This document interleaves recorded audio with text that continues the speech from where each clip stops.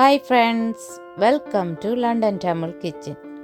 40th பர்த்டேக்கான நம்ம cake செய்திருக்கிறேன். எப்படி செய்தனான்னு சொல்லி பார்க்கலாம் வாங்க. இந்த கேக்கை நான் உயரமாகவே செய்திருக்கிறேன்.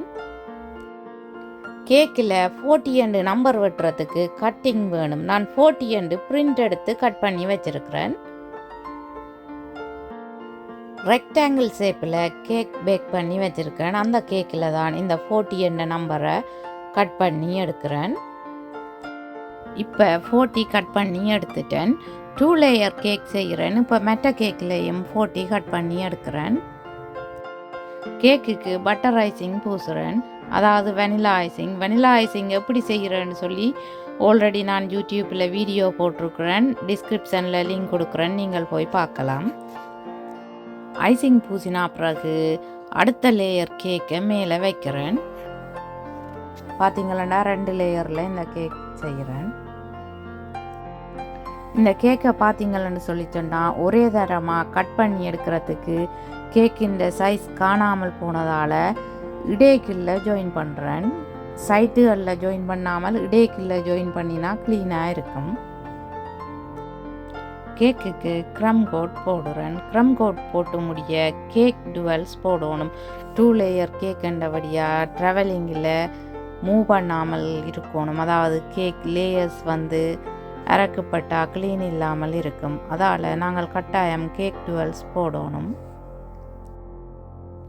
நம்பர் 18 ஸ்டார் நோசில்ஸ் எடுத்து வச்சுக்கிறேன். இந்த நோசில்ஸால் தான் இந்த கேக்குக்கு ஐசிங் போட போகிறேன். நான் வேறு நோசில்ஸ் யூஸ் பண்ணல.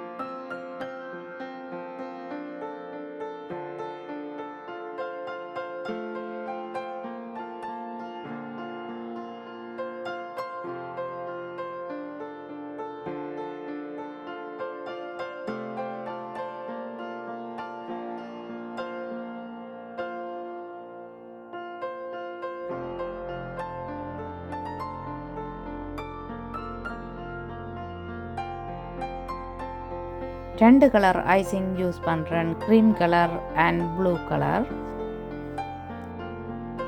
ஸ்டார் நோசில்ஸை யூஸ் பண்ணியே நிறைய பேட்டர்ன் போடலாம். அதால் தான் நான் தனியாக ஸ்டார் நோசில்ஸாலேயே போடுறேன்.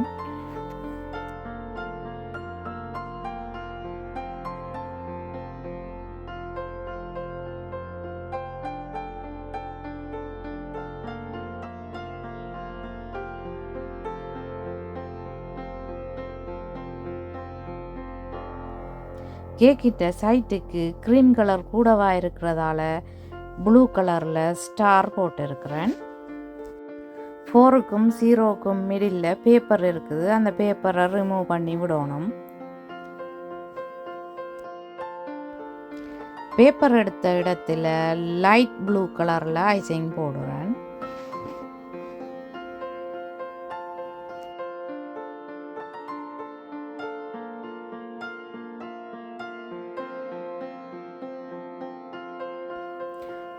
என்ற நம்பர் என்ற போர்டருக்கு சில்வர் கலர் பேர்ல் யூஸ் பண்ணி டெக்கரேட் பண்ணுறேன். நீங்கள் விரும்பினா ஸ்ப்ரிங்கிள்ஸ் அல்லது கோல்ட் கலர் பேர்லும் யூஸ் பண்ணலாம். இந்த பேர்ல் நிறைய கலரில் இருக்குது.